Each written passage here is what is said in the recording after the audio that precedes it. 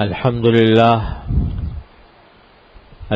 لله نحمده ونستعينه ونستغفره ونؤمن به ونتوكل عليه ونعوذ بالله من شرور أنفسنا ومن سيئات أعمالنا من يهده الله فلا مضل له ومن يضلله فلا هادي له وأشهد أن لا إله إلا الله وحده لا شريك له وأشهد أن سيدنا وسندنا ونبينا ومولانا محمدا عبده ورسوله صلى الله تعالى عليه وعلى آله وأصحابه وبارك وسلم تسليما كثيرا أما بعد فأعوذ بالله من الشيطان الرجيم بسم الله الرحمن الرحيم إنا أنزلناه في ليلة القدر وما أدراك ما ليلة القدر ليلة القدر خير من 1000 شهر تنزل الملائكة والروح فيها بإذن ربهم من كل أمر سلام هي حتى مطلع الفجر آمنت بالله صدق الله مولانا العظيم وصدق رسوله النبي الكريم ونحن على ذلك من الشاهدين والشاكرين والحمد لله رب العالمين.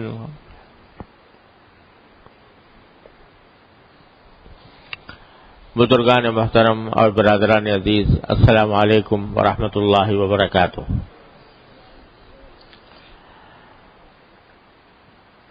اللہ تبارک و تعالیٰ کے فضل و کرم سے رمضان کا بیشتر حصہ گزر چکا ہے اور رمضان کا آخری عشرہ اب شروع ہونے والا ہے۔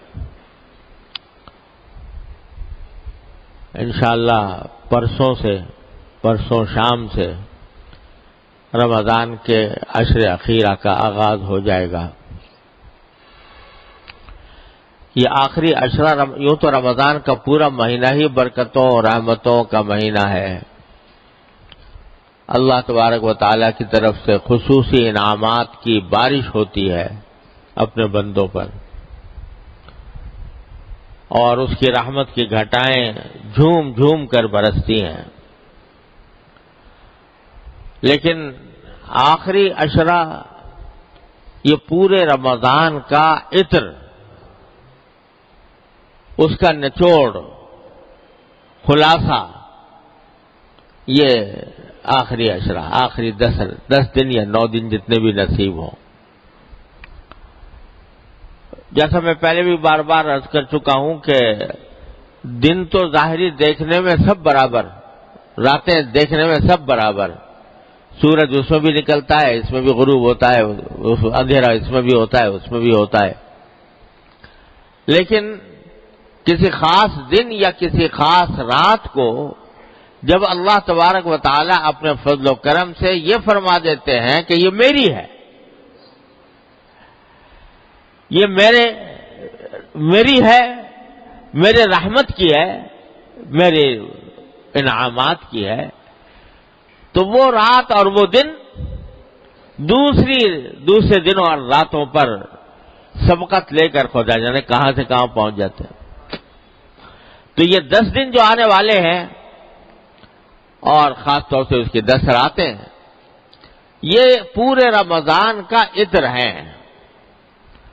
اور اگر بالفرض ہم نے 18-19 دن جو ہیں، 20 دن وہ غفلتوں میں گزارے ہوں، اور فرض کرو کہ رمضان کی ساعتوں سے جو فائدہ اٹھانا چاہیے تھا وہ اٹھا نہ پائے ہوں، تو اللہ تعالیٰ نے یا 10 دن دے رکھے ہیں کہ چلو اگر اب تک کچھ نہیں کیا تو ان 10 دنوں کے اندر میرے پاس آ جاؤ،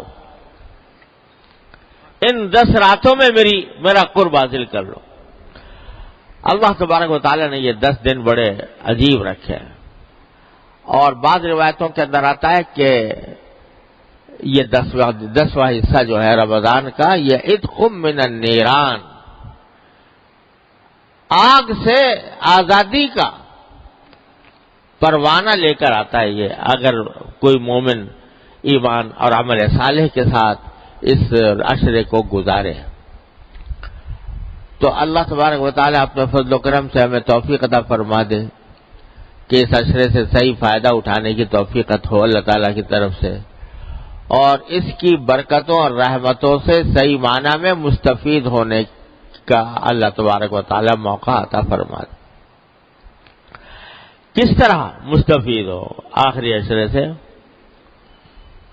سب سے پہلی بات تو یہ ہے کہ اسی عشرے کے اندر وہ رات آنے والی ہے، شب قدر، لیلۃ القدر، جس کے بارے میں اللہ تعالی نے پوری سورت نازل فرمائی کہ ہم نے یہ قرآن لیلۃ القدر میں اتارا، اور تمہیں کیا پتا کہ لیلۃ القدر کیا چیز ہے؟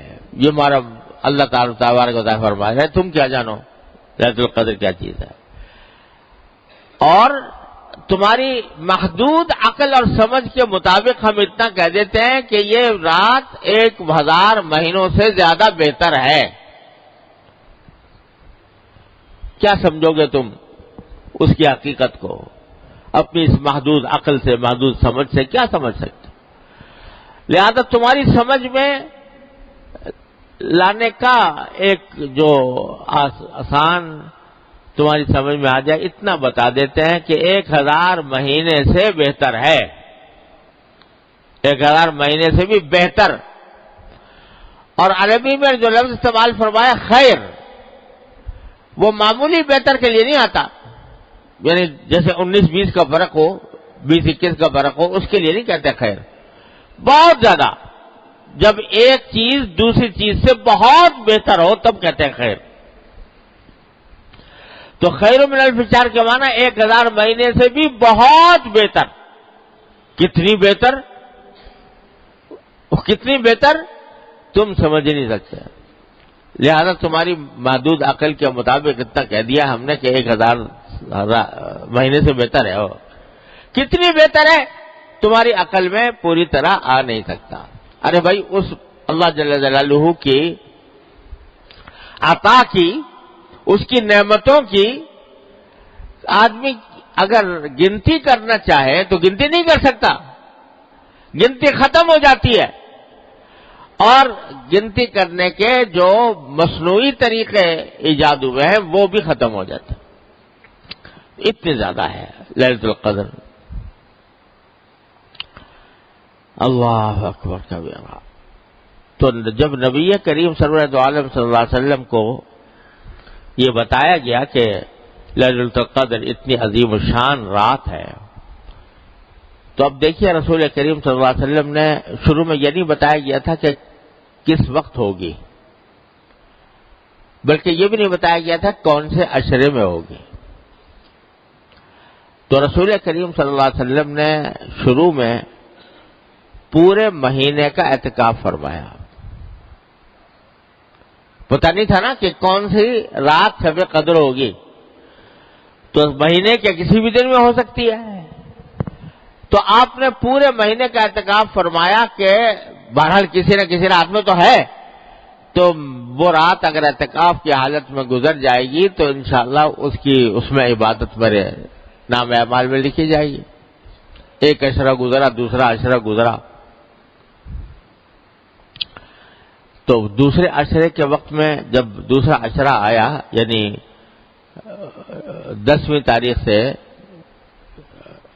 کی رات سے اور 20 کی صبح تک، تو 20 کی صبح کو عشرہ ختم ہو رہا تھا، تو بعض صحابہ کرام نے اپنا جو سامان تھا اعتکاف کا وہ گھر لے گئے، بھیج دیا کہ آج شام سے اٹھیں گے اعتکاف سے، کیونکہ ہر 10 دن کا اعتکاف کی نیت کی تھی، تو اٹھنے تھے، اچانک رسول کریم صلی اللہ علیہ وسلم نے اعلان فرمایا کہ دیکھو جن لوگوں نے میرے ساتھ اعتکاف کیا ہے 20 تاریخ تک کا، اور انہوں نے سامان بھیج دیا اپنا گھر واپسی کے لیے، میں کہتا ہوں واپس آ جائیں، اور جو اگلے 10 دن بھی اعتکاف کریں میرے ساتھ۔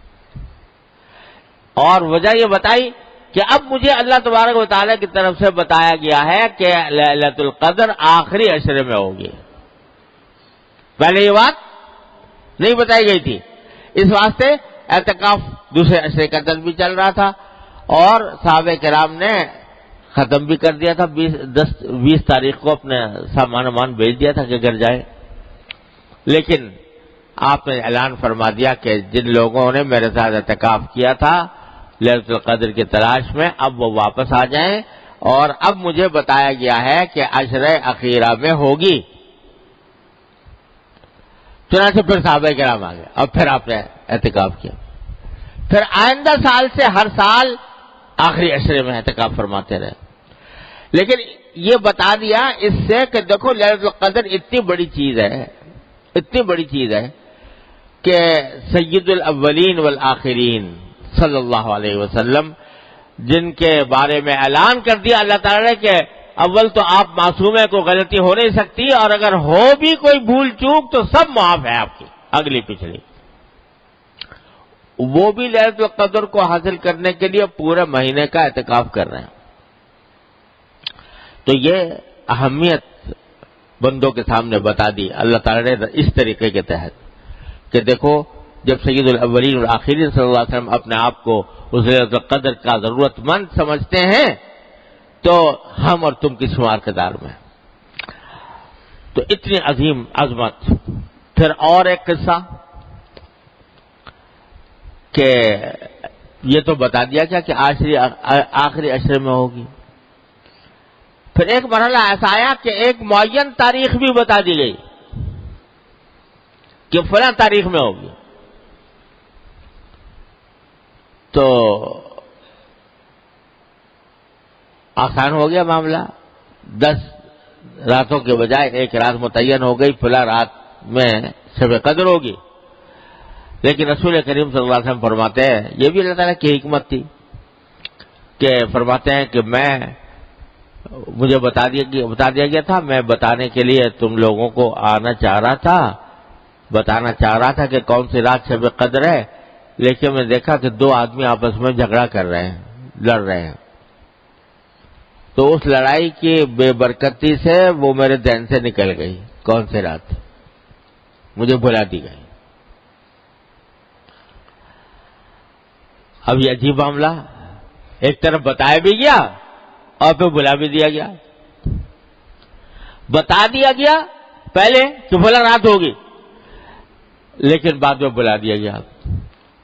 اصل مقصود تو یہی تھا کہ متعین نہ کی جائے، کسی رات کو متعین نہ کیا جائے، اصل مقصد تو یہی تھا، لیکن مسلمانوں پر یہ واضح کرنے کے لیے کہ مسلمانوں کا باہمی جھگڑا اتنی بری چیز ہے کہ اس کے نتیجے میں اللہ تعالیٰ نے شب قدر کی تعین بھلا دی، اتنی خطرناک چیز ہے یہ مسلمانوں کے درمیان جھگڑا۔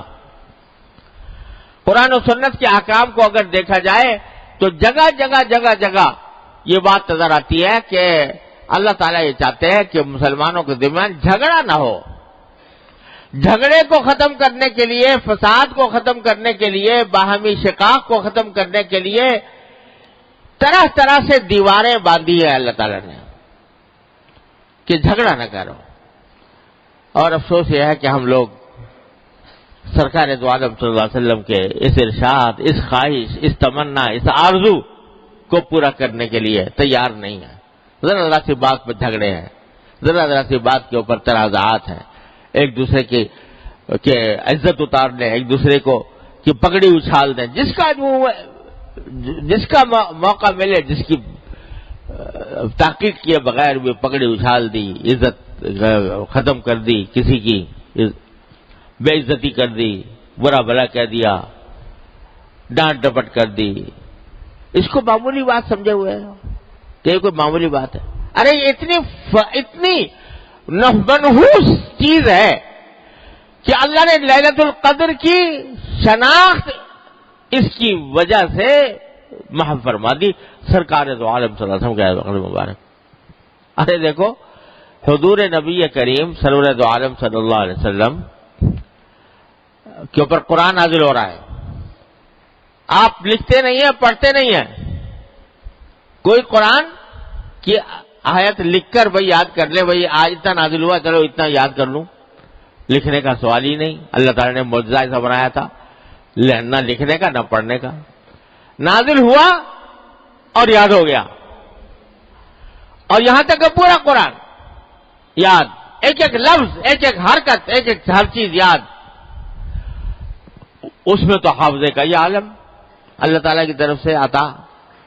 اور لیلۃ القدر بھائی فلاں رات میں ہوگی، اتنی سی بات، سمجھے، اتنی سی بات، اور بھلا دی. اللہ تعالیٰ نے بلا دی. کیا دکھایا کہ ارے نہ تمہارے حافظے میں کچھ رکھا ہے نہ تمہاری صلاحیت میں کچھ رکھا ہے. جب تک ہم چاہتے ہیں یاد رہتا ہے تمہیں، جب ہم چاہتے ہیں بھول جاتے ہو.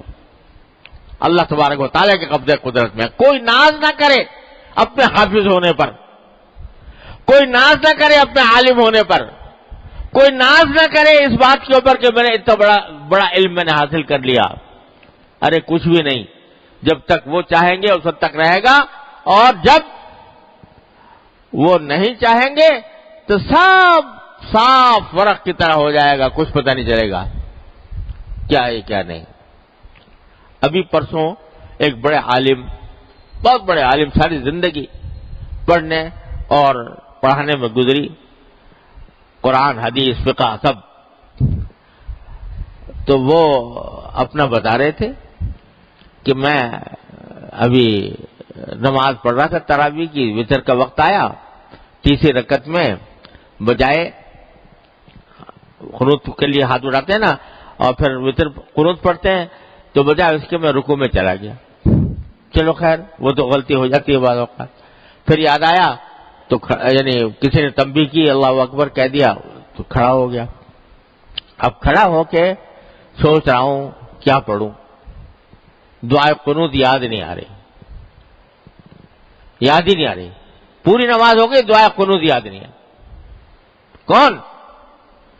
اتنا بڑا علامہ، ساری دنیا جس کے علم کے آگے سرنگو ہے، وہ کہہ رہا ہے مجھے دعائے قنوت یاد نہیں ہوئی، یاد نہیں رہی. پھر پوچھ رہے بھائی کس طرح ہوتی ہے دعائے قنوت، یاد ذرا دوسرے سے پوچھ رہے.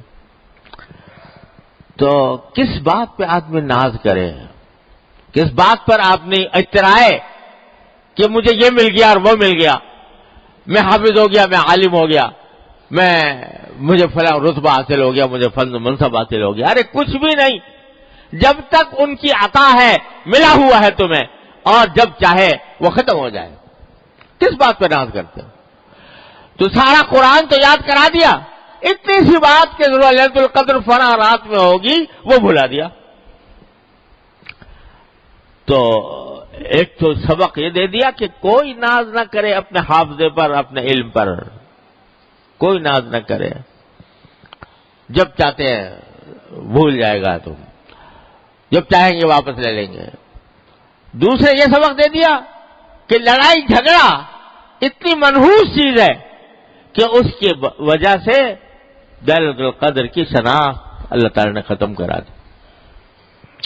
البتہ حکمت یہ رکھی کہ بھائی چلو عشرہ اخیرہ میں تلاش کرو، یعنی ہے اسی میں آخری عشرے میں کسی نہ کسی رات. کیا مطلب کہ 10 راتیں جو ہیں ان میں تلاش کرو، اس میں کوشش کرو، عبادت کرو، اللہ تعالیٰ سے دعائیں مانگو تاکہ وہ مل جائے. اور پھر ہوا یہ کہ 10 راتوں میں بھی کون سی رات ہے؟ تو متعدد صحابہ کرام کو خواب میں بتایا گیا. ایک صحابی کو بتایا گیا کہ طاق راتوں میں ہے، کسی کو 25 بتایا گیا، کسی کو 27، کسی کو 23.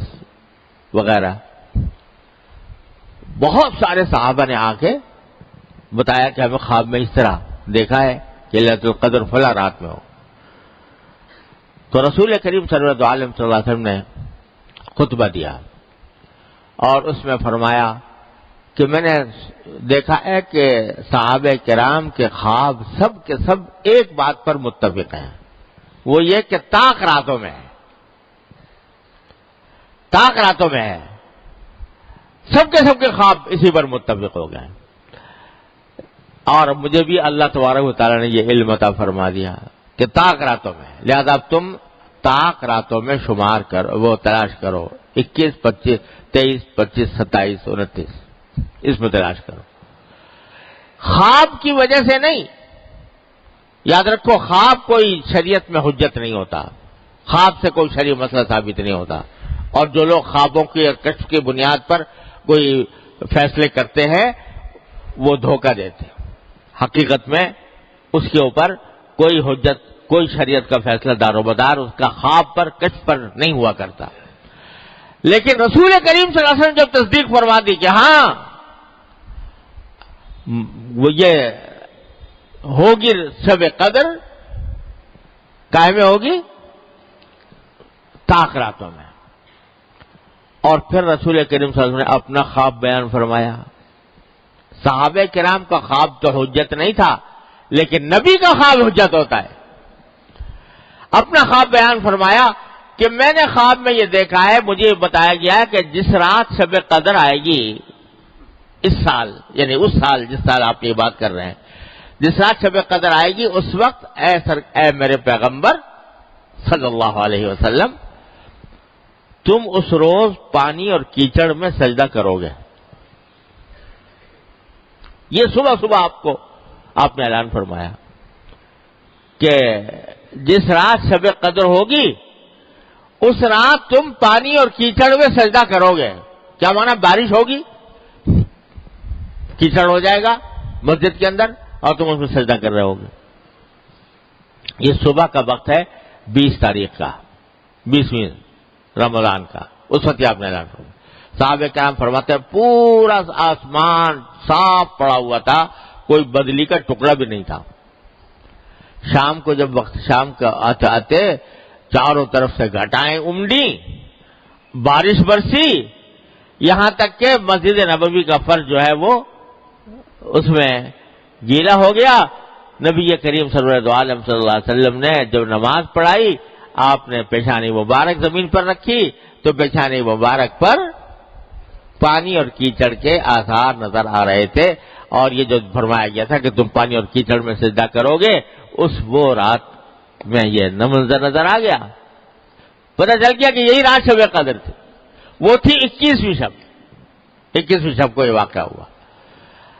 پھر اس کے بعد رسول کریم صلی اللہ علیہ وسلم نے مختلف راتوں یہ سے مختلف احادیث مروی ہیں، لیکن ساری روایات کو مد نظر رکھ کر بزرگوں نے جس بات کو صحیح قرار دیا ہے، راجح قرار دیا ہے، وہ یہی ہے کہ کسی ایک رات میں متعین نہیں ہے. کبھی 21 میں ہوگی، کبھی 23 میں ہوگی، کبھی 25 میں ہوگی، کبھی 27 میں ہوگی، کبھی 29 میں ہوگی. کسی سال کسی رات میں، کسی سال کسی رات. تو بھائی یہ اللہ تعالیٰ کی نعمت آنے والی ہے، اس کو فضول ضائع کرنے سے بچانے کی ضرورت ہے. کیا کریں اس میں؟ رات کے وقت میں جاگنا جتنا ہو سکے. اس جاگ کر اس کو میلے ٹھیلوں کی نظر نہ کرو خدا کے لیے کہ چراغاں ہو رہا ہے اور جلسے ہو رہے ہیں اور تقریریں ہو رہی ہیں اور تقریب ہو رہی ہے اور دعوتیں ہو رہی ہیں اور دیگیں چڑھ رہی ہیں اور برتن کھنکھنا رہے ہیں اور اس کا انتظام ہو رہا ہے. ساری رات ضائع ہو گئی اسی میں. ارے بھائی یہ اللہ تعالیٰ کی نعمت ہے. یہ ایسی رات ہے کہ اس میں بندہ ہو، اس کا اللہ ہو، بس کوئی تیسرا حائل نہ ہو بیچ میں. بندہ اور اس کا اللہ، بس آپس میں براہ راست رابطہ قائم کرو. کس طرح کرو؟ کہ نفلیں پڑھو، سجدے لمبے لمبے کرو، قیام لمبا کرے، جتنی اگر لمبی صورتیں یاد ہیں لمبی صورتوں والی نماز پڑھو، اور لمبے قیام، لمبے رکوع، لمبے سجدے. اور اس سجدے میں جو نفلوں کے سجدے ہوتے ہیں اس میں جتنی چاہو دعائیں کرو، عربی والی دعائیں جو قرآن کی دعائیں ہیں یا نبی کریم صلی اللہ علیہ وسلم کی جو دعائیں مناجات مقبول وغیرہ میں لکھی ہوئی ہیں وہ جتنی یاد ہو وہ پڑھو، اور کچھ نہیں، جتنی بھی یاد ہو، جو بھی یاد ہو، جو دعا یاد ہو۔ سجدے کی حالت میں، نفلوں کے سجدے کی حالت میں جو دعا کی جاتی ہے بڑی اللہ کے ہاں سیدھی پہنچتی ہے، کیونکہ سجدے سے بہتر کوئی وقت نہیں ہے جس میں بندہ اپنے اللہ سے کا قرب حاصل کر رہا ہو۔ سب سے زیادہ قرب بندے کو سجدے کی حالت میں ہوتا، تو اس وقت میں جو مانگو گے قریب ہو کے وہ انشاءاللہ اللہ تعالیٰ کے ہاں پڑھے۔ اور قرآنی دعائیں ہیں، لوگوں کو کچھ، ہر مسلمان کو کچھ نہ کچھ یاد ہوتی ہیں، ربنا آتنا فی الدنیا حسنہ، اور کچھ نہیں تو، اور رب اغفر وارحم وانت خیر الراحمین وغیرہ وغیرہ، تو وہ دعائیں بھی کرتے رہو، لمبے قیام، لمبے رکوع، لمبے سجدے جتنے بھی ہو سکے، اور جتنی نفلیں زیادہ، سب سے افضل کام تو یہ ہے نفلیں پڑھنا، اور اگر چاہو تو تلاوت، قرآن کریم کی تلاوت، کیونکہ لمبا قیام نہیں کیا جا رہا، زیادہ لمبی صورتیں یاد نہیں ہے، حفظ نہیں ہے، تو لمبا قیام کیسے کریں؟ تو جتنا قیام اور رکوع سجدہ کر لو، اس کے بعد پھر قرآن کریم کی تلاوت، اس میں لگو وقت۔ سارے ذکر اذکار میں سب سے زیادہ افضل ذکر قرآن کریم کی تلاوت، اس سے زیادہ افضل کچھ نہیں۔ ایک ایک حرف پر 10 نیکیاں، ایک ایک حرف کی تلاوت پر 10 نیکیاں، اور رمضان میں 70 بڑھا دو اس کو تو کتنی 700 ہو گئی، اور پھر شب قدر میں اللہ اکبر، اس کی کوئی حساب ہی نہیں، کوئی گنتی ہی نہیں، خیر من الف شہر۔ تو اس واسطے تلاوت جتنی ہو سکے وہ کرو، اور تیسرا کام یہ بھائی دعائیں مانگو، دعا مانگو، پروردگار سے لپٹ جاؤ، لپٹ کے دعائیں مانگو، مچل کے مانگو، ہر حاجت اپنی اللہ کے سامنے پیش کرو، اور وہ کریم کی بارگاہ ایسی ہے کہ ہر مانگنے پر، ہر دعا پر بھی تمہارے لیے نیکی لکھی جا رہی ہے، جو مانگ رہا ہے وہ ملے یا نہ ملے، لیکن جو دعا مانگی، ہر دعا عبادت، ہر دعا نیکی، چاہے اپنے دنیاوی مقاصد کے لیے مانگ رہے ہو، یا اللہ مجھے صحت دے دے، یا اللہ میرا قرضہ ادا ہو جائے، یا اللہ میرا مکان بن جائے، یا اللہ مجھے سواری اچھی مل جائے، یا اللہ میری اولاد کو ترقی ہو جائے، یا اللہ مجھے روزگار میں، یہ ساری دعائیں جو کر رہے ہو، ہر دعا عبادت، ہر دعا نیکی، تو دعاؤں کی کثرت۔ اور ہم اور آپ کیا مانگیں گے دعائیں؟ مانگنا بھی نہیں آتا۔ مانگنا آتا ہے؟ اللہ میاں سے کس طرح مانگنا چاہیے؟ مانگنا بھی نہیں آتا۔ وہ مانگنا بھی سکھا گئے نبی کریم سرور عالم صلی اللہ علیہ وسلم، وہ بھی وہی سکھا گئے۔ تو اس کی آپ کی مانگی ہوئی دعائیں، مناجات مقبول، الحزب العظم، اور پتہ نہیں کتنی کتابیں چھپی ہوئی ہیں جس میں رسول کریم سرور عالم صلی اللہ علیہ وسلم کی مانگی ہوئی دعائیں ہیں۔ وہ ایسی دعائیں ہیں کہ ہمارے آپ کے تصور میں بھی نہیں آ سکتی تھی، جو سرکار دو عالم صلی اللہ علیہ وسلم سکھا گئے۔ دنیا اور آخرت کی کوئی بھلائی ایسی نہیں ہے جو آپ نے مانگ نہ لی ہو، ہمارے تصور میں بھی نہیں آ سکتی تھی، جو سرکار دو عالم صلی اللہ علیہ وسلم نے ہمیں مانگ کے بتا دی۔ یہاں تک مانگ لیا اللہ میں نے، حضور اقدس صلی اللہ علیہ وسلم نے، کہ یا اللہ خشکی میں، سمندر میں آپ کا کوئی بندہ، کوئی بندی جو بھی کوئی دعا مانگ رہا ہو، جو چیز اچھی اس نے مانگی ہو، اے اللہ میں بھی اس کا محتاج ہوں، وہ مجھے بھی دے دے، وہ بھی مجھے دے دے۔ اس سے زیادہ اور کیا مانگے گا کوئی آدمی؟ یہ بھی مانگ کے بتا دیا کہ یا اللہ آپ کے نبی کریم صلی اللہ علیہ وسلم نے جتنی دعائیں مانگی، جتنے کام، جتنی اچھائیاں مانگی، یا اللہ وہ سب میں مجھے دے دے۔ جتنی برائیوں سے نبی کریم صلی اللہ علیہ وسلم نے پناہ مانگی، اے اللہ میں ان سب کی پناہ میں آپ کی پناہ مانگتا ہوں، اس سے وہ دے دیں۔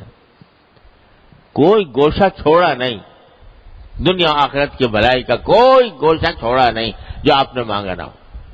لہذا وہ دعائیں مانگیں، مناجات مقبول، کے نام سے چھپی ہوئی ہے کتاب، اور حضور اقدس صلی اللہ علیہ وسلم کی مانگی ہوئی دعاؤں کی اور بھی کتابیں ہیں، حزب العظم بھی ہے اور پتہ نہیں کیا کیا ہے.